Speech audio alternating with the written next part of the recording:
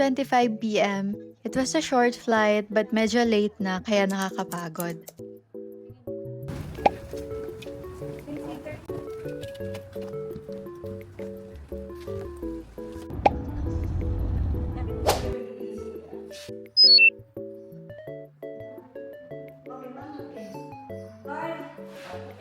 We are now checking in at Grand Ocean Luxury Boutique and we're staying here for 3 nights.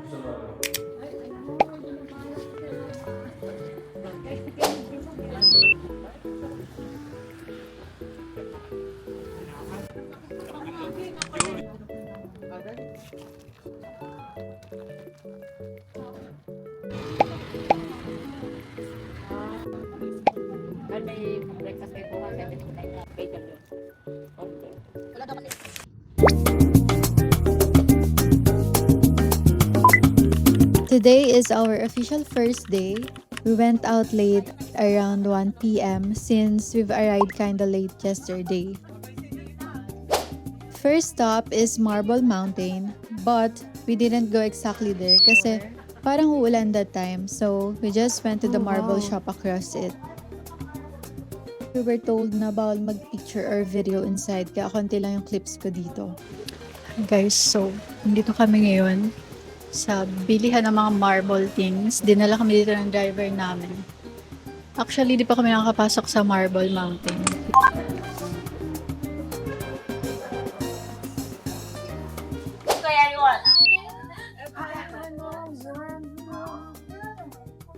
Yeah, have you seen silkworm before? No. Yeah, not yes. Yeah, it's the first time you see the silkworm, right? Yeah. So there are the baby silkworm. They're still alive, moving. You can touch it. No. Still alive? These are baby. Yeah, little baby. They just around 10 days old. No, they don't bite. Yeah, they don't bite. And you know that the silkworm here, we can eat that. Eat. Yes. Eat. Yeah, eat. Yeah, eat mulberry leaf. Mulberry leaf. Yeah, this is the They only mulberry. eat that one. Yeah, no the other leaf. No other leaf. Yeah, no other leaf. Yes, they eat the mulberry leaf. Yeah, we eat like the peanut. Would you like to try here? Yeah? Yes, you can try. Eat the Lisa. It tastes like the peanut. Oh. Yeah, and it's good, very good for the skin. Sample, you sample it. Yeah, okay.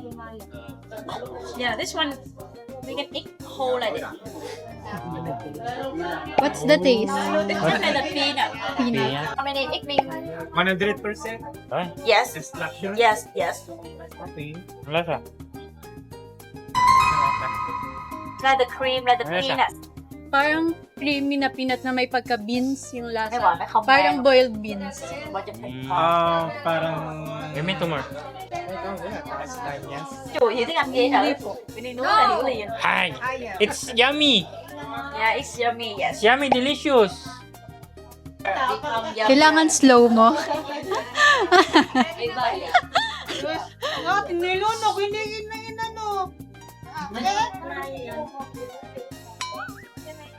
Good.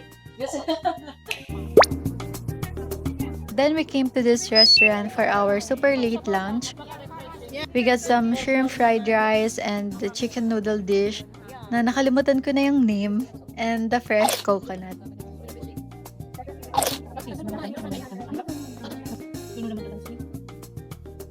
Sobrang nagko-compliment yung sauce na to sa shrimp. It was so good.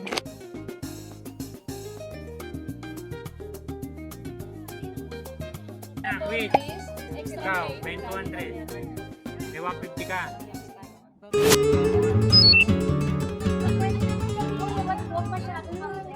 After our late lunch, we went to the coconut basket boat ride.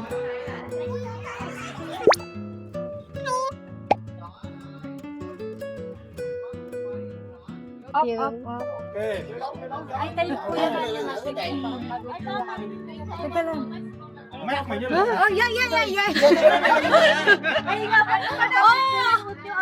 Oh, okay. Ê, đằng sắp đó, người nào vô không à? Lộn không lẽ nó chở lộn chở. Ôi. Lộn nó 130 nó hùa lắm kìa. Đây. Malansa yung tubig. Yung araw mo nga, ulo. Tam-tam nila. To be honest guys, this is my least favorite activity that we did. I mean, the coconut boats are pretty. But along the way kasi, ititigil nila kayo sa mga nag-show like this where pinapakita yung skills nila. May nagmamumble ng songs na mali naman yung lyrics.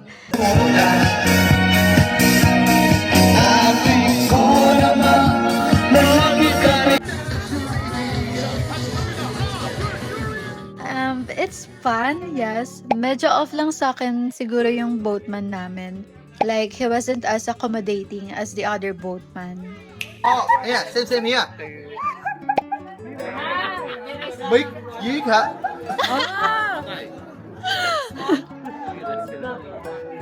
True? It's true?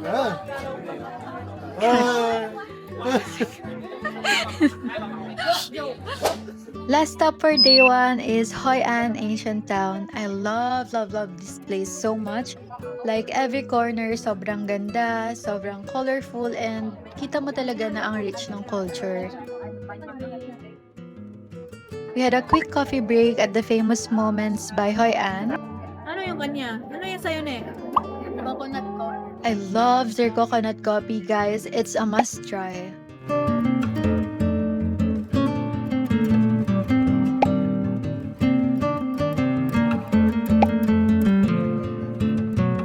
So as you can see, lanterns starting to lit up, sunsets, and the yellow color building, guys. It's so beautiful. And the last activity namin is lighting our lanterns and then setting it out on the river.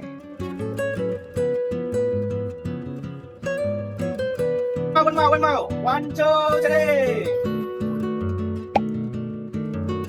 And after this activity, guys, we went straight to the hotel kasi mga pagod na rin talaga kami. Good morning guys! Today is day 2 and I am having breakfast alone kasi yung mga kasama ko is nakakain na sila and ako mas inuna kong mag-ayos and magbihis. And this is my look for today. Medyo may pagka-Korean makeup look tayo ngayon.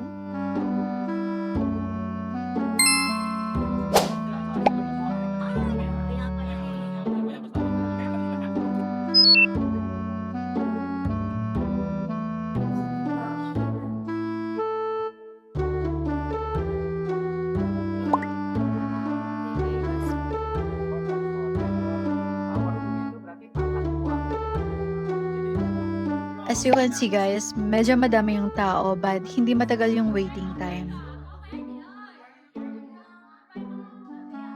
Korea?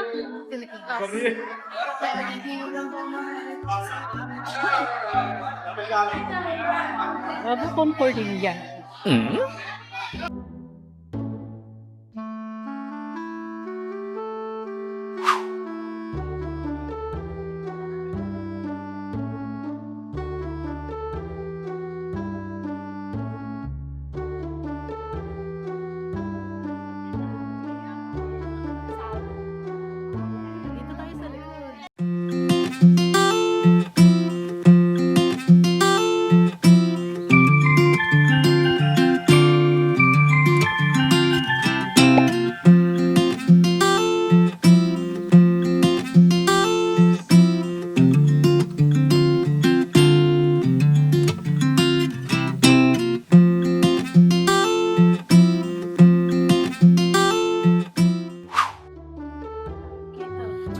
Dito tayo sa likod. Kita yung si Sir Lupita. May photos yun. Alay,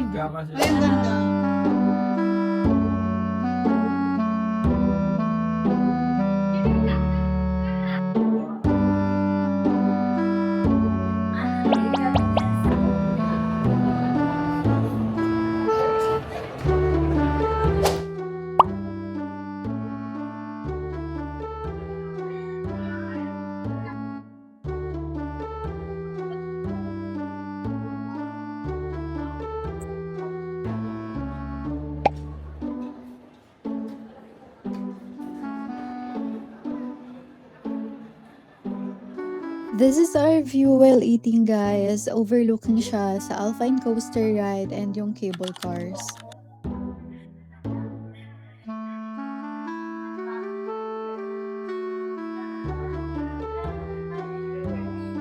After eating, we went straight to ride the Alpine Coaster.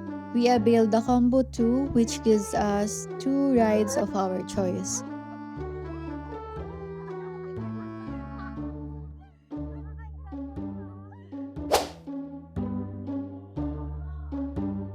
We roam around the Golden Bridge, and it became so foggy, but it makes the view so dreamy. Lord, eto na ba yun? Para na ako nasa heaven, guys. Hindi naman super lamig, pero mafag lang talaga.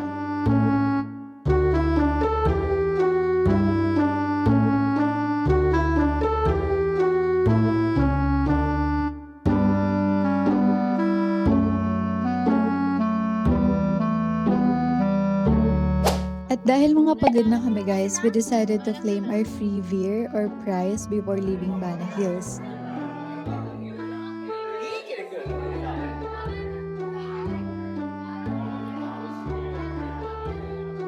Ilapit talaga sa yung cellphone. Piling talaga to si Director eh.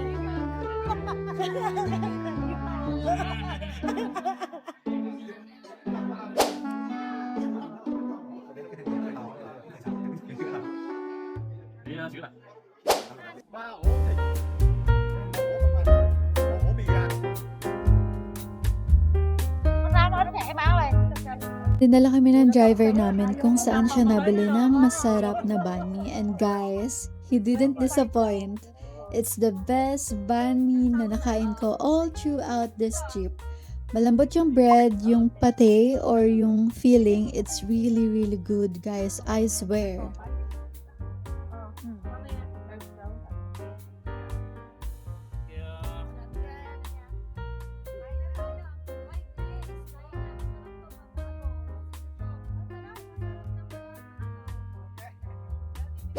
Later that night, we went out to find local street foods.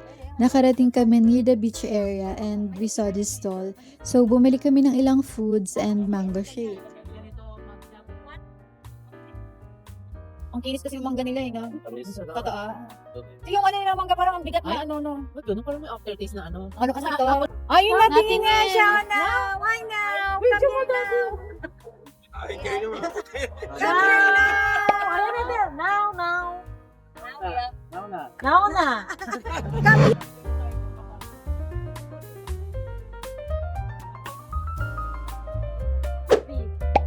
For vacation. Ba't yung dati hindi mo kinain? May ibang ba? Parang matabangan no? Matamis. Matabang Ito, eh. kanain ko. Matamis. Opo, ano magkaiba ng... Adugtong to eh.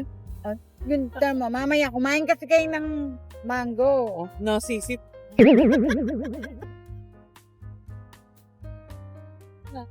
Ayun Be, May part. nandito sa loob na. Sa inyo, eh. Tingnan mo, lumipat ka ng part niya. May matabang.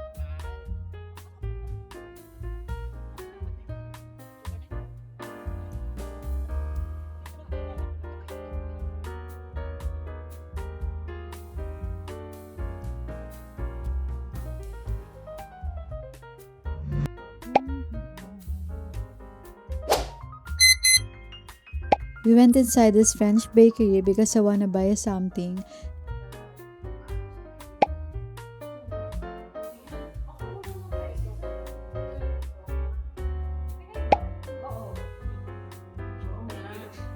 We also went to Bread and Butter kasi bibili kami ng cake para ipang surprise namin kay Tita Shay.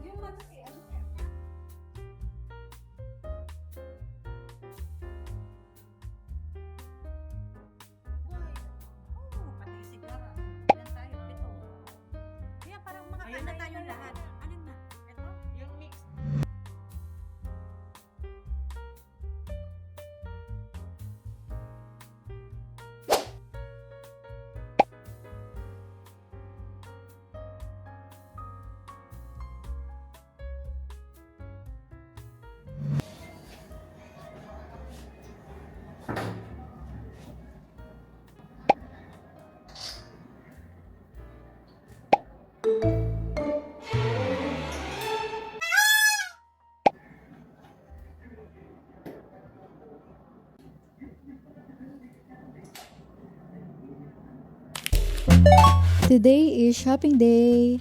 We started our day here in Lotte Mart.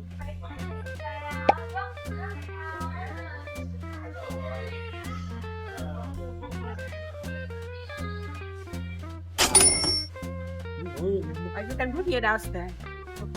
We went to Vincom Plaza, but we just ate our late lunch sa isang Japanese restaurant here. Kasi yung mga shops na meron dito is meron din naman sa atin. So, hindi na kami masyado nag-ikot dito, kumain lang talaga kami.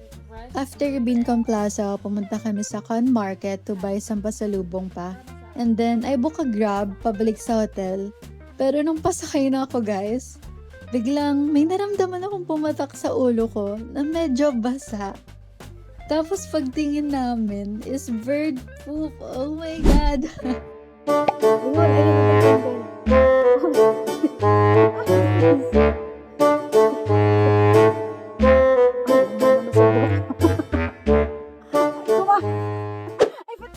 We got back to our hotel and then inayos na namin yung luggage namin.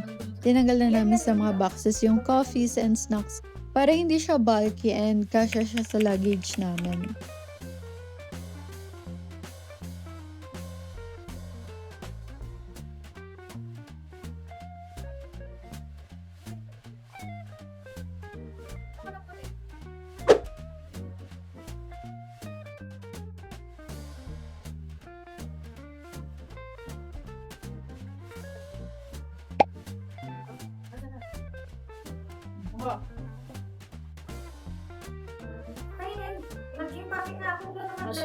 Masarap pa.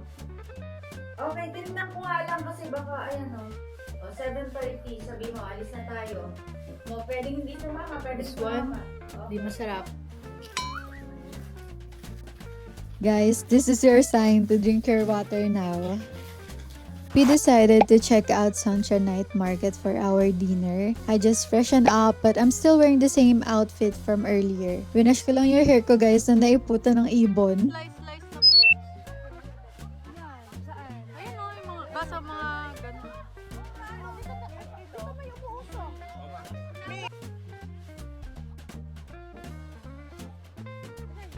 Pagdating namin sa night market, ang hanap ng mga kasama ko is umuusok daw.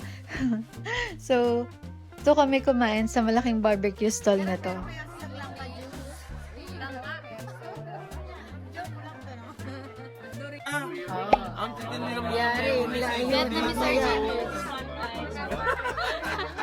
Want this one? Want this one?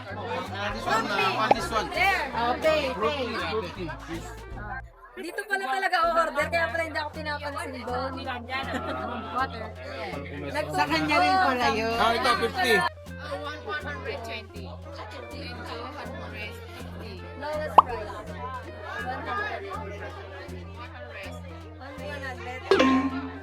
100. Ganang kalaki yung kinain namin kagabi yan. Eh, 500 na yun. Malaki. Isang buo nga siya. Binaano namin. Kahate. No discount? Other store.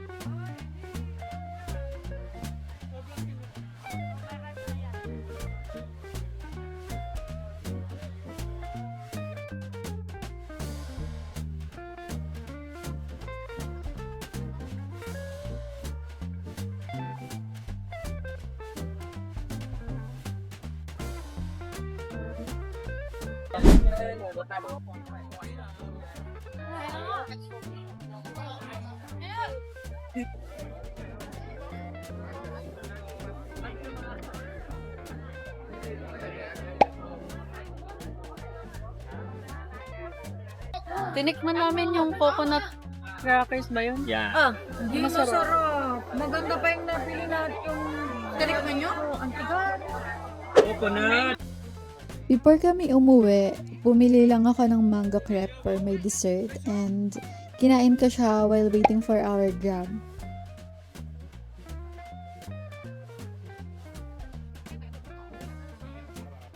Ha? Magkano binigay? 5 lang yung bariya ko eh. Ako 20. Oh, sige, okay na yun.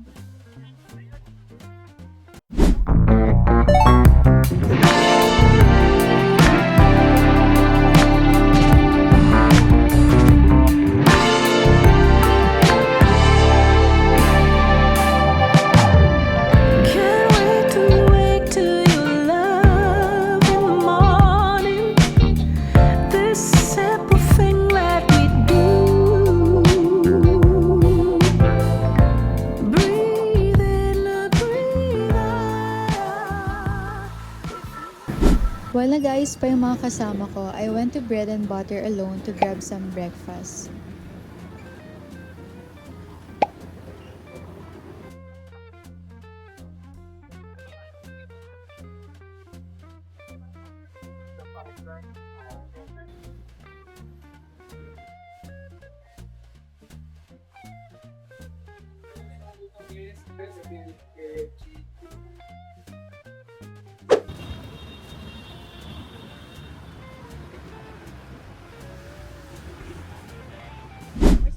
Our first stop for today is Linong Pagoda. Medyo mainit so hindi na kami masyadong nag-ikot-ikot pa dito. Then we went to this restaurant recommended by our driver to have some pho.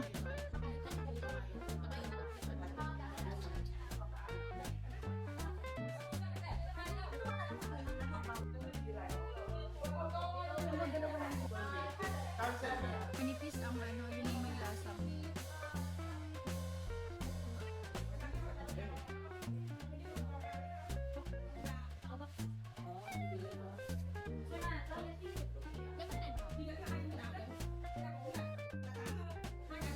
Then we went to Kong Cafe.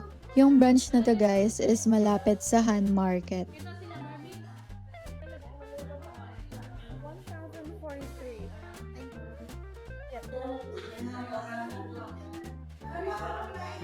Later that night, we checked into our new hotel and kaming dalawa na lang ni Ate Gara yung naiwan dahil flight na pabalik ng mga kasama namin. So we just spent our last night here with some drinks and eating like a local.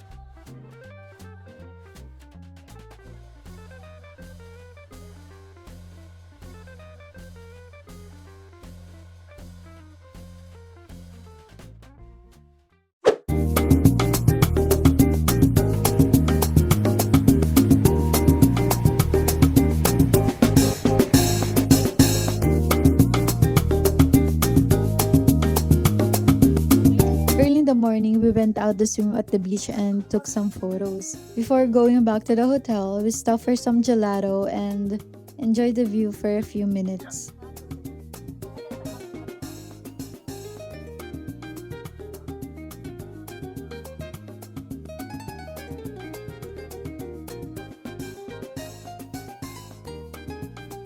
Then we went back to our separate rooms to freshen up and fix our things kasi we need to check out by 11 a.m. After we check out, iniwan namin yung luggage namin sa hotel muna and we walk around to have our lunch and mag-glass coffee.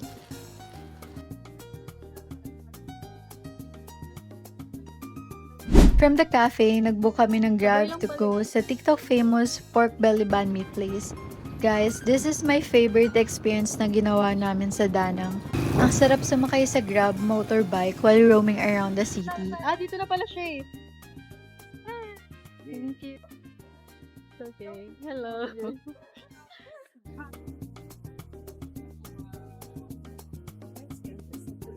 Uy, hindi nga pala natin kakainin. Hindi, busog pa. Busog pa tayo. Mamaya ko ito. Grab ulit tayo. Oo, grab. Dapat tagal na natin ang grab.